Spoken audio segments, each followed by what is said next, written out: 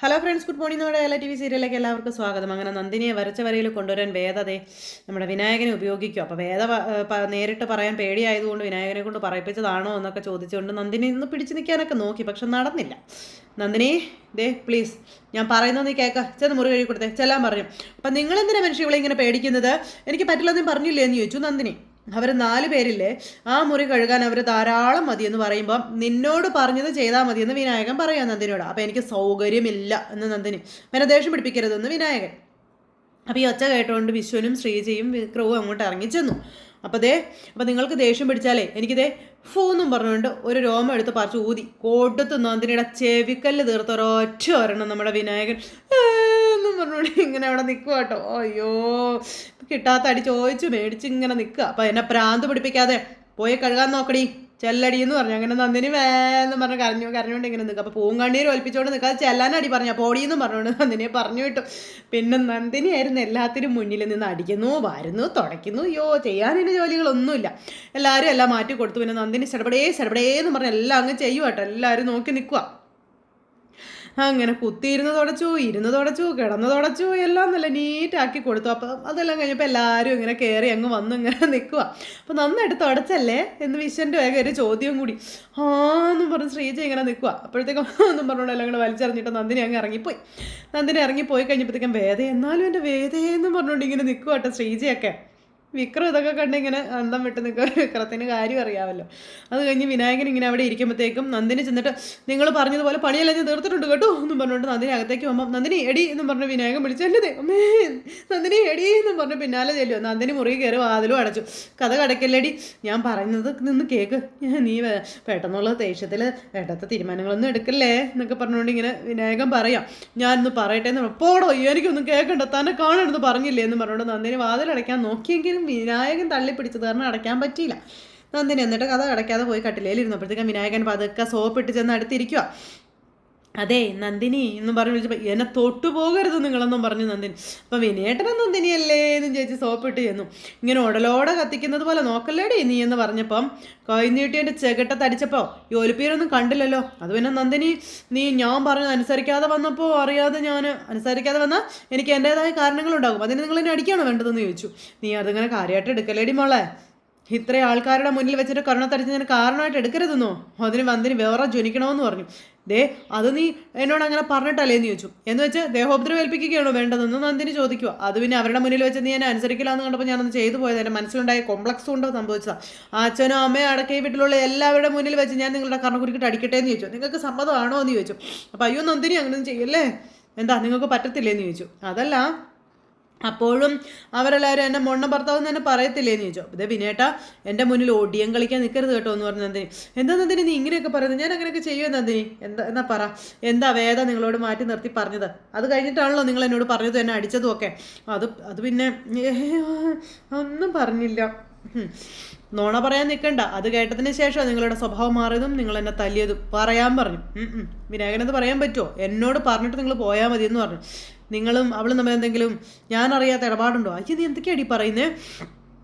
ഞാൻ അത്രയ്ക്ക് പൊട്ടിയാണെന്ന് നിങ്ങൾ വിചാരിക്കേണ്ട. അവൾ നിങ്ങളോട് എന്താണ് മാറ്റി നിർത്തി പറഞ്ഞതെന്ന് എനിക്ക് അറിയണം എന്ന് നന്ദിനി തറപ്പിച്ച് പറയുന്നു. ഇല്ലെങ്കിൽ ഈ നിമിഷം ഈ നാടും വീടും വിട്ട് നന്ദിനി പോകുമെന്ന് പറഞ്ഞു. അയ്യോ നന്ദിനി നീ കുഴപ്പിക്കല്ലേ എന്ന് പറഞ്ഞു വിനായകൻ. എന്നാൽ പറ, എന്താ നിങ്ങളെ മാറ്റി നിർത്തി അവൾ പറഞ്ഞത്? അത് എന്നെ തല്ലാനും മാത്രം എന്ത് മന്ത്രമാണ് മാറ്റി നിർത്തി ഉപദേശിച്ച് തന്നെന്നാണ് ചോദിച്ചത്. അവളെ എന്തിനാ നിങ്ങളിങ്ങനെ പേടിക്കുന്നതെന്നാണ് ചോദിച്ചത്. അപ്പോൾ ഈ പേടിയോ? അല്ല, പേടിയൊന്നും അല്ല എനിക്ക്. പിന്നെന്താ കാരണം പറയാൻ പറഞ്ഞു. കാരണം എന്താണെന്ന് വെച്ചാൽ പറയാനാ പറഞ്ഞത്. അത് പിന്നെ നീ ആരോടും പറയരുതെന്ന് പറഞ്ഞു. അപ്പം ഇല്ല, പറയില്ല. നിങ്ങൾ കാര്യം പറ. ഉറപ്പായിട്ടും പറയില്ലല്ലോ. മാനം കപ്പൽ കയറും അതാ. അപ്പം താൻ പറയടോ മനുഷ്യ. അത് പിന്നെ മൊണ്ണെ പെൺകോന്തൻ എന്ന് അവൾ എന്നെ വിളിച്ചത്. അവൾ നിങ്ങൾ അങ്ങനെ വിളിച്ചോ? ആ വിളിച്ചു. എന്നാൽ അത് അവളോട് ഇപ്പം തന്നെ ചോദിച്ചിട്ട് കാര്യമെന്ന് പറഞ്ഞു നന്ദിനി ഇറങ്ങുമ്പോൾ, അയ്യോ വേണ്ട ചോദിക്കണ്ട, എൻ്റെ ഭർത്താവിന് മോണ്ടേന്ന് വിളിക്കാൻ അവൾ ആരാണെന്ന് എനിക്ക് അറിയണമെന്ന് പറഞ്ഞു നന്ദിനി പോവുക. അപ്പോൾ എടിയൊന്ന് പതുക്കെ പറയടി, എന്നെ വിടുവിനേട്ടാ. എൻ്റെ കരുണത്തെ നിങ്ങൾ അടിച്ച അടിക്ക് തിരിച്ചടിയായി അവളുടെ കരുണ ഞാൻ പുകയ്ക്കും. ഇപ്പം എനിക്കതിനൊരു കാരണമുണ്ടെന്ന് പറഞ്ഞു. എടി വേണ്ട, തൽക്കാലം നീ അത് വിടാൻ പറഞ്ഞു വിനായകൻ. അങ്ങനെ അത് വിടാൻ പറ്റത്തില്ല വിനേട്ടാന്ന് പറഞ്ഞു നന്ദിനി പോകുമ്പോഴും പിടിച്ച് നിർത്താൻ വിടാൻ പറഞ്ഞു. അപ്പോൾ നന്ദിനി പോകാൻ നോക്കാം. നന്ദിനി അനിയൻ്റെ ഭാര്യയുടെ നാവിൽ നിന്ന് മൊണ്ണ എന്ന് വിളി കേൾക്കേണ്ടി വരുന്ന ഭർത്താവിൻ്റെ ചേട്ടനെ പറ്റി നാട്ടുകാരെന്തൊക്കെ പറയുന്നു, നീ ആലോചിച്ചിട്ടുണ്ടോ എന്ന് വിനായകൻ നന്ദിനിയോട് ചോദിക്കുക കേട്ടോ. നന്ദിനിയോടെ അങ്ങനെ ഇരിക്കുക. വേണ്ട നന്ദിനി, ഇനിയും നാണം കെടാൻ വയ്യ, അതുകൊണ്ടാ എന്നും പറഞ്ഞുകൊണ്ട് വിനായകൻ ഇങ്ങനെ പറയാം. ഞാൻ ഇപ്പം ക്ഷമിച്ചെന്നേ ഉള്ളൂ, അവസരം ഇനിയും വരും, നമുക്കപ്പോൾ ഒരുമിച്ച് പകരം വീട്ടാം എന്ന് നന്ദിനിയെ ചൂട് പിടിപ്പിക്കുക. ഞാൻ അങ്ങോട്ട് ചെല്ലട്ടെ, ഇതിപ്പം നീ കരഞ്ഞതുകൊണ്ടേ നിന്നെ ആശ്വസിപ്പിക്കാൻ വന്നിരിക്കുന്നതാണെന്ന് പറയാം, ഞാൻ പോയിട്ട് വരാവേ എന്നും പറഞ്ഞുകൊണ്ട് ഇങ്ങനെ പ്ലീസറി പൊന്നെ എന്നൊക്കെ പറഞ്ഞുകൊണ്ട് വിനായകൻ അങ്ങ് പോയി. കാര്യം എന്തായാലും വിനയേട്ടൻ പറഞ്ഞതല്ല, അത് ഉറപ്പാണെന്ന് എനിക്കറിയാം. എന്തോ ഇയാൾ എന്നിൽ നിന്ന് മറയ്ക്കുന്നുണ്ട്, അത് ഞാൻ ഉറപ്പായും കണ്ടെത്തുമെന്ന് നന്ദിനി മനസ്സിൽ ഉറപ്പിക്കുക. അത് കഴിഞ്ഞപ്പോഴത്തേക്കും വിശ്വനും അതുപോലെ ശ്രീജയും കൂടെ കട്ടിലൊക്കെ പിടിച്ചുകൊണ്ട് ഇടുക. അപ്പോൾ ഇവർ തമ്മിലുള്ള കാര്യമൊക്കെ സംസാരിച്ചുകൊണ്ട് വരുന്ന കൂട്ടത്തിൽ നന്ദിനിയെ വിനായകൻ തല്ലിയതിനെ പറ്റി പറഞ്ഞു. കാര്യം എന്നാന്നൊക്കെ പറഞ്ഞാലും തല്ലണ്ടായിരുന്നല്ലോ വിശ്വേട്ടാന്ന് ശ്രീജ അന്നേരം പറഞ്ഞു. ഒരടി ചിലപ്പോഴൊക്കെ ഭാര്യമാർക്ക് നല്ലതാണെന്ന് വിശ്വം പറഞ്ഞു. പയ്യടാ, അത് തിരിച്ചാണെങ്കിൽ നിങ്ങൾ എന്നാ ചെയ്യുമെന്ന് ചോദിച്ചു. അപ്പോൾ ഭാരത സ്ത്രീയുടെ ഭാവശുദ്ധി അങ്ങ് ഇല്ലാണ്ടാവുമല്ലേ എന്ന് ശ്രീജ ചോദിച്ചു. അങ്ങനെ വർത്താനമൊക്കെ പറഞ്ഞ് ഇവർ രണ്ടുപേരും കൂടെ പിടിച്ചുകൊണ്ടിടുന്നു. അപ്പോഴത്തേക്കും വിനായകൻ വന്നു. ശ്രീജടുത്ത് ഭാരത് ഞാൻ പിടിച്ചിട്ടോളാം എന്ന് പറഞ്ഞു. അപ്പോൾ നീ സമാധാനിപ്പിക്കാൻ പോയതല്ലേ എന്ന് ചോദിച്ചു. സമാധാനിപ്പിക്കാനൊക്കെ കഴിഞ്ഞെന്നും പറഞ്ഞു വിനായകൻ ഭയങ്കര പിടുത്തം. ആണോ നന്ദിനി എന്ന് ചോദിച്ച് ഇങ്ങനെ വിശ്വൻ ചോദിക്കുമ്പോഴത്തേക്കും അയ്യോ എന്നും പറഞ്ഞുകൊണ്ട് വിനായകൻ നോക്കുമ്പോൾ നന്ദിനി വന്ന് നിൽക്കുന്നു. എന്നും പറഞ്ഞ് പേടിച്ച് പറിച്ചിങ്ങനെ നിൽക്കുക കേട്ടോ. വിനായകനാകെ ചമ്മി വിളറി. നന്ദിനി കേട്ടല്ലോ പറയുന്നത്. അങ്ങനെ അല്ലേ നന്ദിനി? അപ്പം വിനയേട്ടൻ കാട്ടിലുകൊണ്ടൊന്ന് ഇടാൻ പറഞ്ഞു. വേഗം പിടിച്ചോ, വേഗം കൊണ്ട് ഇടാം. അപ്പോൾ വേഗം പിടിച്ചോ, അതാ നിനക്ക് നല്ലതെന്ന് പറഞ്ഞു വിശ്വനും അതുപോലെ വിനായകനും കൂടി ഇത് പിടിച്ചുകൊണ്ട് പോവുക. അപ്പം നന്ദിനി ശ്രീജയുടെ അടുത്തേക്ക് ഇറങ്ങി വന്നു. ശ്രീചേച്ചി, ഇത്ര പെട്ടെന്ന് അച്ഛൻ്റെ മനസ്സ് മാറാനുള്ള കാരണം എന്താണെന്ന് ചോദിച്ചു നന്ദിനി. അല്ല, വേദ ഈ വീട് പെയിൻ്റ് അടിക്കാൻ പോവുകയാണെന്ന് ഞാൻ പറഞ്ഞപ്പോഴേ അച്ഛൻ്റെ മുഖത്ത് ദേഷ്യം വരുന്നത് ഞാൻ കണ്ടതാണല്ലോ എന്ന് പറഞ്ഞു. അപ്പോൾ അത് ശരി, അപ്പോഴേക്കും നീ അത് അച്ഛൻ്റെ അടുത്ത് എത്തിച്ചല്ലേ, പിന്നെ അത് പറയണ്ടേ? അല്ലെങ്കിൽ പിന്നെ പറയാത്തത് എന്താണെന്ന് ചോദിച്ചാൽ എന്നാ പറയും? അച്ഛൻ ബഹളം വയ്ക്കുമെന്ന് കരുതിയല്ലേ നീ പോയി കൊളുത്തി കൊടുത്തത്, എന്നിട്ട് ഇപ്പം എന്തായി? ഒത്തില്ല, അത്രയല്ലേ ഉള്ളൂ എന്ന് ശ്രീജിയോട് ചോദിക്കുക. പിന്നെ പക്ഷെ ഞാൻ ആലോചിക്കുന്നത് അതിൻ്റെ കാരണം എന്താണെന്ന്. അപ്പം അച്ഛൻ തന്നെ അത് പറഞ്ഞതാണല്ലോ, മക്കൾ ആരെങ്കിലും മുൻകൈ എടുത്ത് ചെയ്യുമെന്ന് അച്ഛൻ വിചാരിച്ചു എന്ന്. അതൊന്നും അല്ല ശ്രീചേച്ചി, വേറെ എന്തോ ഒരു കാരണം ഉണ്ടെന്ന് പറയുമ്പോൾ വേറെന്ത് കാരണം? വിനയേട്ടനെ മാറ്റി നിർത്തി വേദ എന്തോ പറഞ്ഞപ്പോൾ വിനയേട്ടൻ എന്നോട് പെരുമാറിയ രീതി ശ്രീചേച്ചി കണ്ടതല്ലേ എന്ന് ചോദിച്ചു. അതിൻ്റെ കാരണം വിനായകനോടല്ലേ ചോദിക്കേണ്ടതെന്ന് ചോദിക്കുമ്പം ഞാനത് ചോദിച്ചല്ലോ, പക്ഷെ ഉത്തരം എനിക്ക് കൺവിൻസിങ് അല്ല. വിനയേട്ടൻ പറഞ്ഞത് അത്ര കറക്റ്റായ ഉത്തരവല്ല. വീട്ടിൽ നമ്മളറിയാത്ത എന്തോ ഒരു രഹസ്യം കിടന്ന് കളിക്കുന്നുണ്ട്, അത് വേദയ്ക്ക് അറിയാവുന്നതാണ്. വേദയ്ക്ക് അറിയാവുന്ന വിനയേട്ടനും അച്ഛനും വിക്രമനും അത് അറിയാമെന്ന് പറഞ്ഞു. നിനക്ക് വെറുതെ തോന്നുന്നത് നന്ദിനി, അങ്ങനെ എന്തെങ്കിലും ഉണ്ടെങ്കിൽ വിശ്വേട്ടൻ അത് എന്നോട് പറയാതിരിക്കില്ല എന്ന് പറഞ്ഞു. അതിന് വിശ്വേട്ടൻ അത് അറിയണമെന്നില്ലല്ലോ ഏട്ടത്തി. വേദ പറഞ്ഞപ്പോൾ ഉടൻ തന്നെ വിക്രം മാലയിടുന്നു. അതുപോലെ വേദ ചായ്പ് നന്നാക്കാനായിട്ട് തീരുമാനിച്ചപ്പോൾ അതുവരെ വീരശൂര പരാക്രമിയായി നിന്നിരുന്ന അച്ഛൻ ഒപ്പം വേദയ്ക്ക് കൂടെ കൂടുന്നു. എന്തോ ഒന്നുണ്ട്, അത് ഉറപ്പാ. നീ കരുതുന്നത് പോലെ ഒരു കാര്യമില്ല. വിക്രം മലയ്ക്ക് പോകാൻ മാലയിട്ടതോടെ അച്ഛനും അമ്മയ്ക്കും വലിയ സന്തോഷമായി. അതിൽ നിന്ന് വന്ന മാറ്റമാണെന്ന് പറയും. ഇതൊക്കെ ഞാൻ വന്ന് പറഞ്ഞു എന്നെ വേണം പറയാൻ എന്നും പറഞ്ഞുകൊണ്ട് നന്ദിനി അവിടെ നിന്ന് പോവാം. മനുഷ്യനായാലേ അല്പം അന്വേഷണ ബുദ്ധിയൊക്കെ വേണം. ശ്രീജിക്ക് അടുത്തോട് പോലും പോയിട്ടില്ലല്ലോ എന്നൊക്കെ പറഞ്ഞു. നീ ഇപ്പം കാണിക്കുന്നത് ബുദ്ധിയല്ല, കുത്തിത്തിരിപ്പിനുള്ള ത്വരയാണെന്ന കാര്യം ശ്രീജി അന്നേരം പറഞ്ഞു. അത് പറഞ്ഞ് ശ്രീജി അങ്ങ് പോയി. അത് കഴിഞ്ഞ് പിന്നെ വേദയും വിക്രവും കൂടി അമ്പലത്തിൽ പോയി തൊഴുത് പ്രാർത്ഥിച്ച് പരസ്പരം ചന്ദനമൊക്കെ തൊട്ട് കൊടുത്ത് ഇങ്ങനെ ഇറങ്ങി പോരുക. അപ്പോൾ ഈ അമ്പലത്തിൽ തൊഴാമെന്ന് അല്പനേരം ഇരുന്നിട്ട് വേണം പോകണം എന്നൊക്കെ പറയാറുണ്ടെന്ന് പറഞ്ഞു. അതിന് 3 കാരണങ്ങളുണ്ടെന്ന് പറഞ്ഞു. എന്തൊക്കെയാണാവോ അതെന്ന് വിക്രം ചോദിച്ചു. അപ്പോൾ ഒന്ന്, അമ്പലം എന്ന് പറയുന്നത് ആത്മശാന്തിക്കുള്ള സ്ഥലമാണെന്നും തൊഴുത് കഴിഞ്ഞാൽ ഉടനെ പുറത്തു പോകാതെ അല്പനേരം ഇവിടെ ഇരിക്കുന്നത് മനസ്സിലുള്ള ആശയക്കുഴപ്പങ്ങളെ പരിഹരിച്ച് ശാന്തി വരുത്താനേ നമ്മളെ സഹായിക്കുന്നു എന്നുള്ളതാണെന്ന് പറയുമ്പം ഓഹോ അങ്ങനെയൊക്കെ ഉണ്ടോ? ഉണ്ട്. 2, വെറുതെ വന്ന് തൊഴുതത് കൊണ്ട് മാത്രം കാര്യമായില്ല. ദൈവാനുഭവം എന്നുള്ളത് നമ്മുടെ ഉള്ളിൽ ഉണ്ടാകണമെന്നും പരമശിവൻ പ്രപഞ്ചനാഥനാണെന്നും വിശ്വം മുഴുവനും നിറഞ്ഞു നിൽക്കുന്ന ആ ഒരു അനുഭവം ഉള്ളിലേക്ക് ആവാഹിക്കാൻ ഒരല്പനേരം നമ്മളിവിടെ ഇരിക്കണമെന്നാണ് എന്നൊക്കെ പറയുക കേട്ടോ. അങ്ങനെ അവർ രണ്ടുപേരും കൂടെ ആൽച്ചൂട്ടിൽ പോയിരുന്നു. അപ്പം തോട്ടപ്പള്ളിയിൽ അമ്പലത്തിൽ പോയിരുന്നാലും പ്രപഞ്ചത്തിൻ്റെ മുഴുവൻ അനുഭവങ്ങളും നമുക്ക് കിട്ടുമല്ലേ എന്ന് ചോദിച്ചു കേട്ടോ. കൊള്ളാലോ എന്നും പറഞ്ഞുകൊണ്ട് ഇങ്ങനെ നിൽക്കും. അപ്പോൾ വിക്രം സ്വാമി കറുപ്പെടുത്ത് മാലയിട്ടിട്ടേ കളിയാക്കാൻ നിൽക്കരുത് കേട്ടോ എന്ന് പറഞ്ഞു വേദ. അയ്യോ ഞാൻ കാര്യമായിട്ട് പറഞ്ഞതാ, ഞാൻ തന്നെയാണല്ലോ പ്രപഞ്ചം. അപ്പോൾ പിന്നെ വേദ പറഞ്ഞതും ശരി തന്നെയായിരിക്കുമോ എന്നൊക്കെ പറഞ്ഞു. ഇനിയിപ്പോൾ 3ാമത്തെ ഗുണം എന്താണാവോ? അത് ആത്മീയ ചൈതന്യം നിലനിർത്തുക എന്നുള്ളതാണെന്നൊക്കെ പറഞ്ഞു. അങ്ങനെ ഓരോന്നൊക്കെ പറഞ്ഞു. അപ്പം ഇതൊക്കെയായിരുന്നല്ലേ. അപ്പം ഞാൻ കരുതിയിരുന്നത് ഈ കാരണങ്ങൾ ഇതൊന്നും ആയിരുന്നില്ല കേട്ടോ. മൂപ്പരുടെ കൂടെ കുറെ ഭൂതഗണങ്ങളൊക്കെ ഉണ്ടല്ലോ.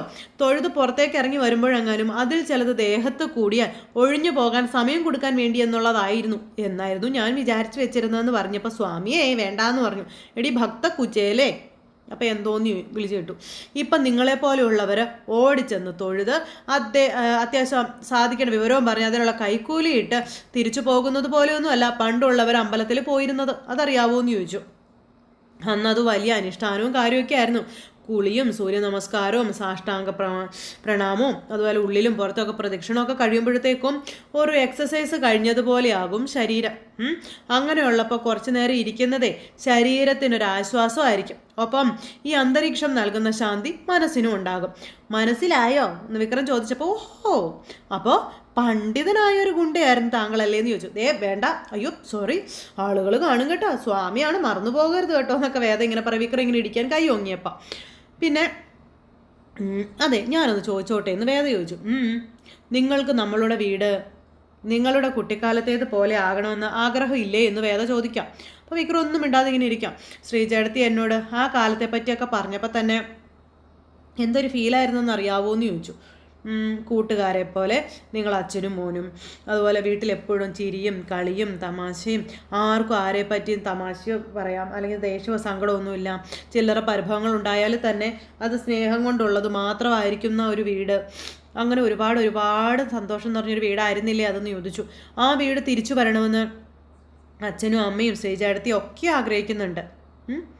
അപ്പോൾ ആ ഒരാഗ്രഹം എന്താ നിങ്ങൾക്കില്ലാണ്ട് പോയതെന്ന് ചോദിച്ചപ്പോൾ നീ പറഞ്ഞത് ശരിയാ, അങ്ങനൊരു വീട് തന്നെയായിരുന്നു നമ്മളുടേത്. പക്ഷേ പിന്നെ ആ വീട് നമുക്ക് തിരിച്ചു പിടിക്കാൻ പറ്റില്ലേ എന്ന് വേദ അന്നേരം വിക്രത്തോട് ചോദിക്കുക. അപ്പോൾ അത് കേട്ടപ്പോൾ വിക്രം ഒന്ന് ചിരിച്ചു. അല്ല, ഈ മണ്ഡലമാസം അതിനൊരു നിമിത്തം ആവണമെന്നുള്ള കാര്യം വേദ പറയാം. എല്ലാത്തരം കൂട്ടുകെട്ടുകളും ഈ വ്രതമാസം കഴിയുന്നതോടെ അവസാനിക്കണമെന്നുള്ള കാര്യവും പറഞ്ഞു. അപ്പോൾ വിക്രം ഇങ്ങനെ വേദയെ നോക്കുക കേട്ടോ. എന്താ അത് പറ്റുന്ന കാര്യമല്ലേ എന്ന് ചോദിച്ചു. അപ്പോൾ വിക്രം ഒന്നും മിണ്ടിയില്ല. അങ്ങനെ ജീവിതത്തിൽ സംഭവിച്ച കാര്യങ്ങളെപ്പറ്റിയൊക്കെ വിക്രം ഇങ്ങനെ പറയുവാണ്. അപ്പോൾ കുട്ടിക്കാലത്തുണ്ടായിരുന്ന കാര്യവും എല്ലാം വിക്രം ഇങ്ങനെ പറഞ്ഞു. പിന്നെ തൃശ്ശൂർ പൂരത്തിന് പോയ കാര്യങ്ങൾ, അതുപോലെ അമ്പലങ്ങളിൽ ഉത്സവത്തിന് പോയ കാര്യങ്ങൾ, അതുപോലെ കടൽ വേലിയേറ്റ സമയത്ത് തിരയടിക്കുന്നത് പോലെ ആൾക്കാരുണ്ടായിരുന്ന സമയത്ത് അച്ഛൻ തന്നെ തോളിലേറ്റി കൊണ്ടുപോയ കഥകൾ, ഒരുപാട് കഥകൾ വേദയോട് വിക്രം പറയും. അതൊക്കെ കേട്ട് വേദ ഇങ്ങനെ സന്തോഷമായിട്ടിരിക്കും കേട്ടോ. അങ്ങനെ നമ്മുടെ വിക്രം പറയുന്ന കഥയൊക്കെ കേട്ട് നമ്മുടെ വേദ അന്തം വിട്ട് ഇങ്ങനെ ഇരിക്കും കേട്ടോ. അപ്പോൾ അങ്ങനെ വിക്രവും വേദയും കഥകളൊക്കെ പറഞ്ഞു. അപ്പോൾ അങ്ങനെ അതെല്ലാം പറഞ്ഞ് സംസാരിച്ചു കൊണ്ടിരിക്കുന്നു. ആ കൂട്ടത്തിൽ ശ്രീനിവാസൻ്റെ കാര്യവും വിക്രം എടുത്തിട്ടു. അപ്പോൾ വിക്രത്തിന് ഒറ്റപ്പെട്ട് പോയെടുത്ത് നിന്ന് ഒരു താങ്ങായി തണലായി തനിക്ക് കൈ പിടിച്ച് കയറാനൊരു അവസരം തന്നു തൻ്റെ കൂടെ നിന്ന് തന്നെ കൂടെ നിർത്തിയ ശ്രീനിവാസനെ പറ്റി. അതിനുശേഷം നീ എത്രയൊക്കെ മാല ഇടിച്ചാലും എത്രയൊക്കെ നോമ്പെടുപ്പിച്ചാലും മാല ചവിട്ടിച്ചാലും ആ ബന്ധം അത് അവസാനിക്കാൻ പോകുന്നില്ല എന്ന് നമ്മുടെ വിക്രം ഈ ശ്രീനിവാസനെ പറ്റി പറയാം. അപ്പോൾ അത് നിങ്ങളുടെ ഇഷ്ടം. തെറ്റുകളിൽ നിന്ന് തെറ്റുകളിലേക്കാണ് ഒരാൾ നയിക്കുന്നതെന്ന് ബോധ്യപ്പെട്ടിട്ടും അത് തിരുത്താനാവാതെ അയാളോടൊപ്പം തന്നെയാണ് നിങ്ങൾ നിൽക്കാൻ തീരുമാനിക്കുന്നത് എങ്കിൽ അത് തടയാൻ ആർക്കും ആവില്ല എന്ന് വേദ വിക്രത്തോട് പറഞ്ഞു. പക്ഷേ ശ്രീകാര്യം ശ്രീനിവാസനോടൊപ്പം നിൽക്കാൻ വേണ്ടി നിങ്ങൾ എന്നോട് പറഞ്ഞ 2 ഉദാഹരണങ്ങളെ നിങ്ങളുടെ തീരുമാനത്തെ സപ്പോർട്ട് ചെയ്യുന്നതല്ല എന്നുള്ളതാണ് എന്ന് വേദ ഇങ്ങനെ വിക്രത്തോട് പറയാം. വിക്രം ഒന്നും മിണ്ടുന്നില്ല. സ്നേഹനിധിയായ അച്ഛൻ്റെ കയ്യിൽ നിന്നും അറിയാതെ കൈവിട്ടു പോയപ്പോൾ നിങ്ങളെ പൊതിഞ്ഞു പിടിച്ച ആ ആളുണ്ടല്ലോ, അയാൾ അയാളുടെ ഇഷ്ടപ്രകാരം കൂടെ കൊണ്ടുപോവുകയൊന്നും അല്ല ചെയ്തത്.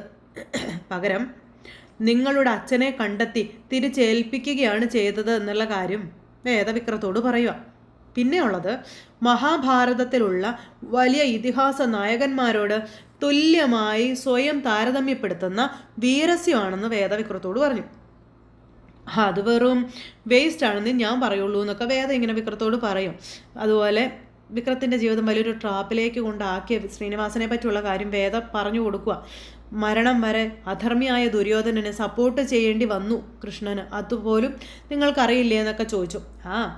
എന്തായാലും നിങ്ങൾ കർണനോണം മഹാനല്ലാത്തത് കൊണ്ട് ഞാൻ അതിനൊന്നും അനുവദിക്കില്ല എന്ന് വേദ വിക്രത്തോട് പറയുമ്പോൾ വിക്രം ഇങ്ങനെ ഒന്ന് നോക്കിയിട്ടോ. ഇനി ഇരുന്നാലേ നേരത്തെ നിങ്ങൾ പറഞ്ഞ ഭൂതഗണങ്ങൾ ചിലപ്പോൾ ആവേശത്തോടു കൂടി ശരീരത്തിലേക്ക് വരുമെന്ന് പറഞ്ഞു. അങ്ങനെ അതും പറഞ്ഞ് ഇവർ രണ്ടുപേരും കൂടെ പോരും. അപ്പോൾ ഇവർ രണ്ടുപേരും കൂടെ ബൈക്കിന് ഇങ്ങ് പോരുന്നു. ആ സമയത്ത് ഒരു വണ്ടി ഇവരുടെ മുന്നിലേക്ക് വന്ന് വട്ടം അങ്ങ് നിർത്തി. അതിൽ നിന്ന് കുറേ ഗുണ്ടകളും അങ്ങ് ഇറങ്ങി. ഇത് കണ്ട് ഇവർ അന്തം വിട്ട് ഇങ്ങനെ നിൽക്കുന്നിടത്ത് ഇന്നത്തെ നമ്മുടെ കഥ അവസാനിച്ചു. അപ്പോൾ എല്ലാവരും കാത്തിരുന്ന് കാണണോട്ടെ. എല്ലാവർക്കും നല്ലൊരു ദിവസം ആശംസിക്കുകയാണ്. എല്ലാവരും തന്നെ സപ്പോർട്ടും സ്നേഹത്തിനും ഒത്തിരി നന്ദി അറിയിക്കുന്നു. വീണ്ടും കാണുന്നത് വരെ എല്ലാവർക്കും ടാറ്റാ.